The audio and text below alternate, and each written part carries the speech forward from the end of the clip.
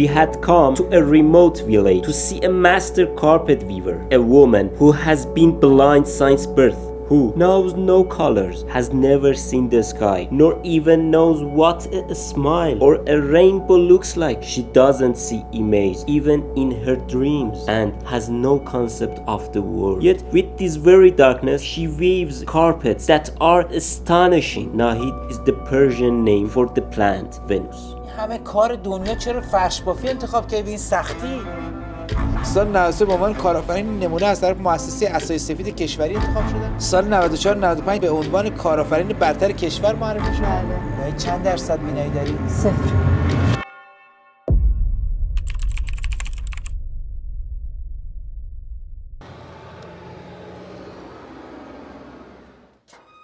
سلام علیکم. حال شما خوبه؟ خوبی شما؟ سلامت ناهید خانم آره؟ شما خوبی؟ اذیتت کردیم از بالا اومدی پایین؟ نه سخت نیست؟ اصلا. خب من پشت سر شما میام بفرمایید شما.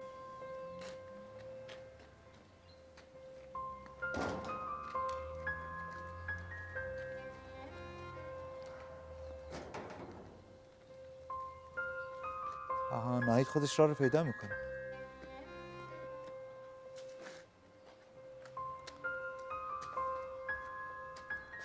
آفرین.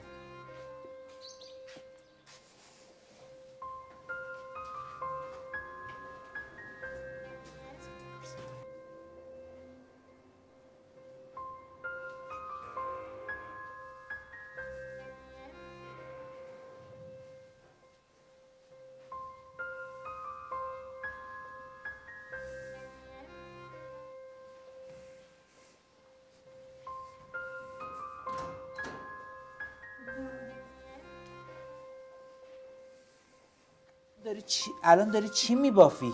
یه گلدان گل رز. از کجا میفهمی اینو؟ خب نقشه‌شو دارم بینایی ولی من تبدیلش میکنم به بریل. بینایی چند درصد بینایی داری؟ 0. یعنی مطلقاً نابینایی؟ بله. یه متن ادبی در مورد زندگی خودم. جدی میگی؟ کی نوشته؟ خودم. می‌نویسم برای رادیو، می‌نویسم برای ماهنامه‌ها، می‌نویسم. جدی میگی؟ آفرین. الان دیگه شده گوشیزت میکنم ولی اول می‌نویسم از رو. اما نه دزدانه به خورشید می‌نگرد. پس چرا این یکی خود به دنبال نور مستقیم آفتاب است؟ به راستی چه رازی در دیدگان زیبای او نهفته است؟ چرا چهره پرمهر مادر و دستان پینه بسته پدر برای او دیدنی نیست؟ چرا بال بال خروس دمحنایی و رقص گنجشکان و ریزش قطرات باران بر صحن حیات خانه نگاه او را بر نمیگرداند؟ الان فقط خورشید رو تشخیص میدی؟ خورشید و نور پنجره و یه مقدار برق لامپایی که خیلی قوی باشه تشخیص میده. اون موقع تا 3-4 سالگی متوجه نابینایی شما نشد؟ نه اونجوری دیگه بردن دکتر گفت که آره متاسفانه بیناییش از دست داده و در اثر ازدواج فامیلی شبکی چشمش خشک شده. دیگه خیلی دکترای زیادی منو بردن اما دیگه فایده نداشت تا اینکه شد حدوداً 20-25 سال. اون الان دکترای الان میگن اگه اون موقع این وسیله ها بود این امکانات بود مطمئن باشید خوب میشد پیوند میزدن ولی الان دیگه سنش بالاه. فعلا امکانه این که کاری برای من انجام بدن نه. اعتقاد دارم که مثل افراد عادی زندگی میکنم فقط یه بعضی از جاها رو مثلا مسیرها رو بلد نباشم یا میخوام جایی برم یه خورده به اینها به افراد سالم نیاز دارم همون وگرنه زندگیم به نظر من عادی. تو این همه کار دنیا چرا فرش بافی انتخاب کردی به این سختی؟ من کلا خودم دوست داشتم یه کاری داشته باشم که نه تنها برای درآمدم باشه، بلکه برای سرگرمی هم باشه و بعدم دوستش دارم. اصلا کلا احساس میکنم یه چیز زیباییه. تصور تو از گل روزی که داری میبافی چیه؟ خب یه گلیه که یه برگای خوشگلی داره، برگای تو هم رفتن، یه شاخه قشنگی داره، بعد اینها چیده بشن تو گلدان خیلی قشنگتر میشه. این گلدان داره؟ آره این الان پایه گلدان است. الان داری پای گلدانه رو میبافی؟ بله. الان شما اینو پیدا کنید. پیداش کردم. عکسش هست؟ آره. آره دیگه هم رو دقیقا متوجه میشید. خب گلدانه چیه جنسش؟ گلدان شیشه ایه. توش چی داره؟ تو گلدانه آبم ریختن؟ نه فکر نکنم آب ریخته باشه. یعنی فکر نمی‌کنی که داخل گلدان آب باشه؟ فکر نکنم، نگفتم بهم که داخل گلدان آب هست. احتمالا باشه، نیست، نمیدونم. و عکسش چیه؟ چند تا گل تو گلدانه است؟ پر از گل رز بهم گفتن. چون من هنوز نبافتمش. نمیدونم چقدر.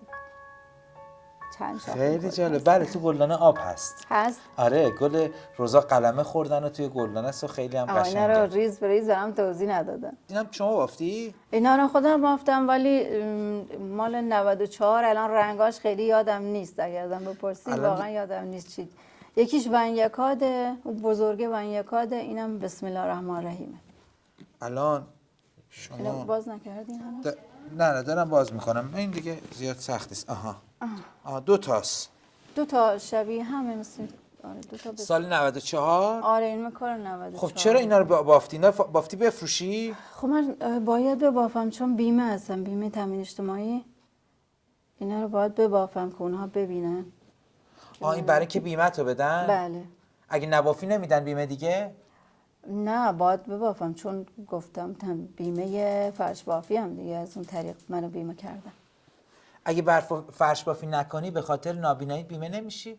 نه الان دیگه خوب شدن و آمدن کار منو دیدن، باور نمیکردم. یکاتو چرا نمیفروشی؟ نمیبرن، مفت میبرن، منم نمیفروشم. مثلا چقدر میگن؟ 5 تومن 3 تومن، در حالی که قیمتش تازه پارسال قیمت گرفتم 16 میلیون تومنه. دریا چجوری بود؟ دریا یه آب مواجی بود که مدام میامد بالا و میرفت پایین و یه صدای خیلی قشنگی هم داره. مشنو ای دوست که غیر از تو مرا یاری هست، یا شب و روز به جز فکر تو هم کاری هست. به کمند سر زلفت نه من افتادم و بس، که به هر حلقه مویت گرفتاری هست. گر بگویم که مرا با تو سر و کاری نیست، در و دیوار گواهی بدهد کاری هست. هر که عیبم کند از عشق و ملامت گوید، تا ندیده است تو را بر منش انکاری هست. صبر بر جور رقیبت چه کنم گر نکنم، همه دانند که در صحبت گل خاری هست. من بازم تصویر کاری نداره. چی گفت؟ برای باز کردن 2 انگشت را بالا بکشید. بزنم همه پیامد میاد بالا.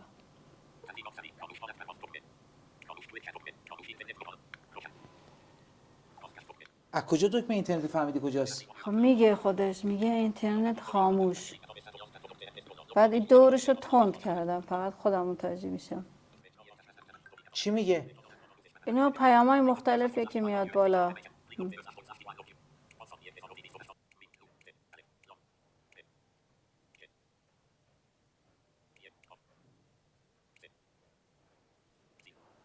سینو پیدا کردی.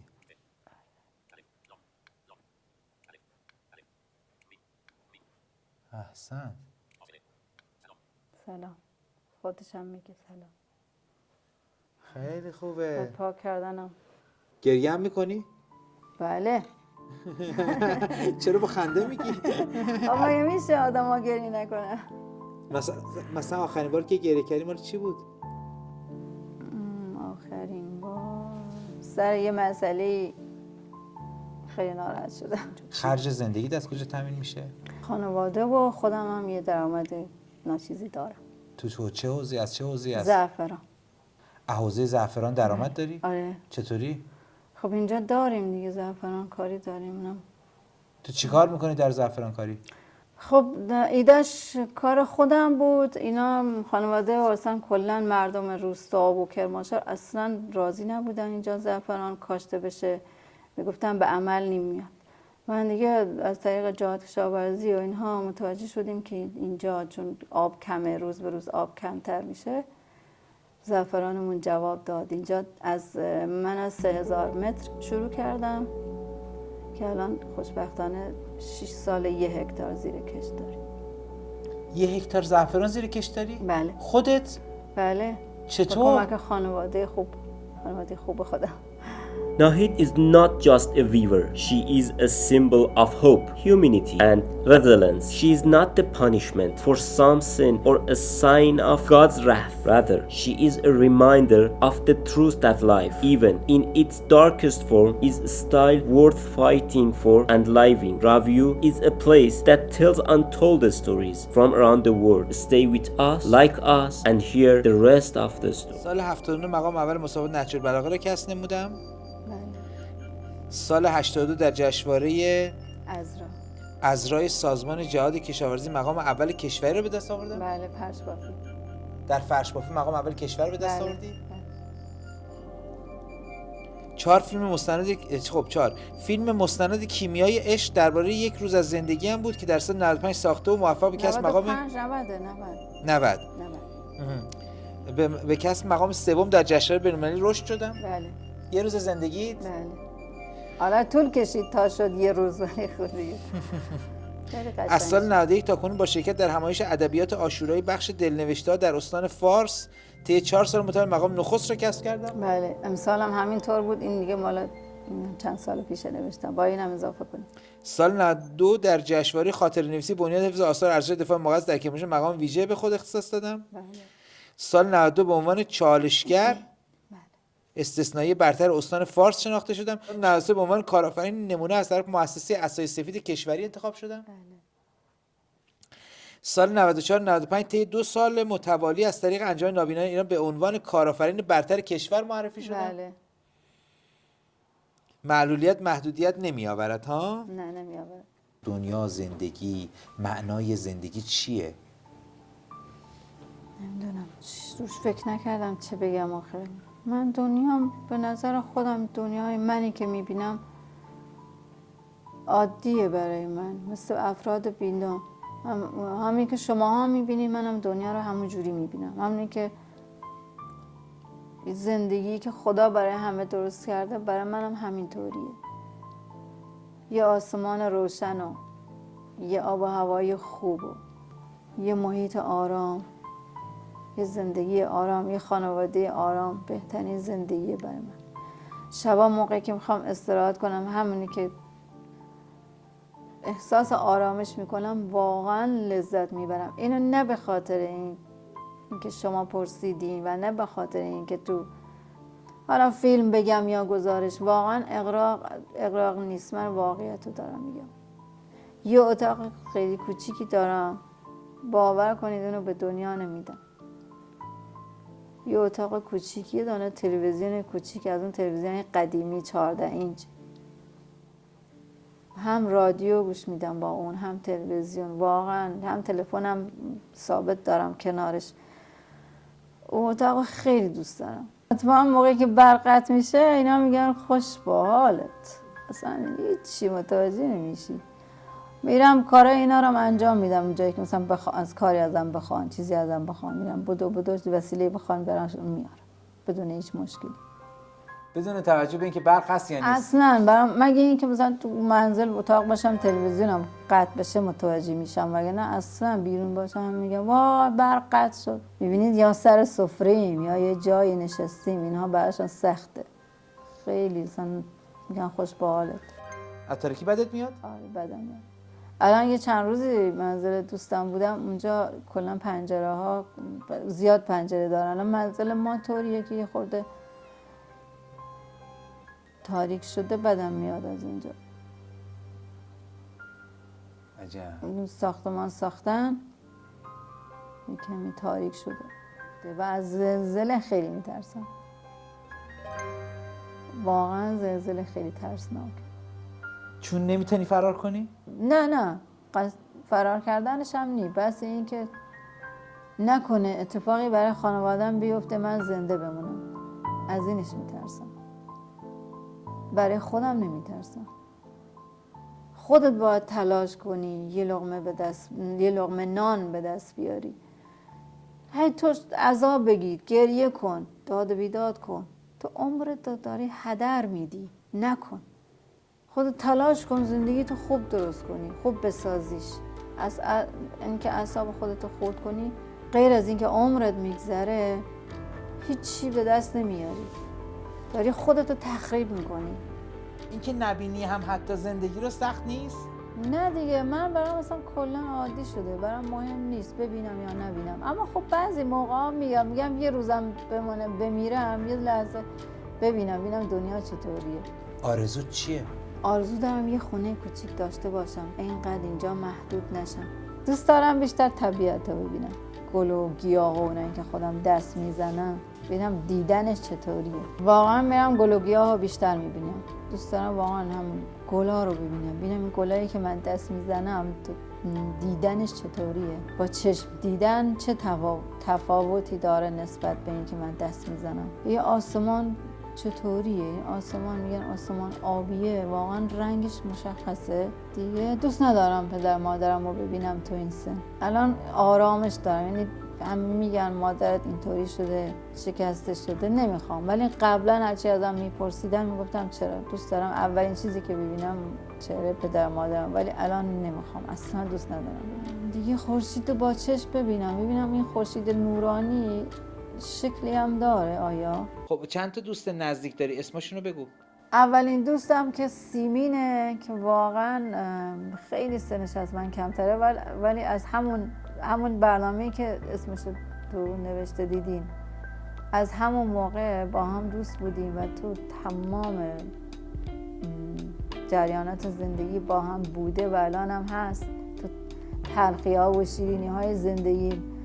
سیمین هم نابیناست؟ نه، سیمین بیناست؟ سیمین بیناست. خب حتی فرش بافی، بقیه کارهای فرش بافی رو با چشم بسته به من یاد میداد. مثلا پودکشی رو قبلا یه جور دیگه یاد گرفته بودم، بعد خودش آمد رفتم منزلش گفت ناهی تو دیگه باید اینجوری مثل ماها یاد بگیری، این سخته برات. مثلا گرد بافی میکردم دار قالی رو، بعد با دست فشار میدادم بین چله ها باز بشه، میدیدی مثلا جا میموند، جا از نخ چله ها جان. بعد گفت ناهید این تو باید با یاد بگیری با سیخ پودکشی و خودش چشماشو بست، دست ما گذاشت رو همون تابلو فرشه و رو دار قالیه به هم یاد داد. من یاد گرفتم. چه رفیق خوبی. آره. بعد رجی که خودم اولین رجی که قیچی کردم، او اول دست زد چشماشو بست، بعد به من گفت که بس سیمین بیناست. سیمین بیناست. بله. اگه بخوای به سیمین الان یه جمله بگی، اون جمله چیه؟ من چی بگم سیمین به خاطر مهربانیات، به خاطر همه کارهایی که برای من انجام دادی واقعا ازت متشکرم و دوست دارم. کاش همه آدم‌ها یه سیمینی تو زندگیشون داشته باشن.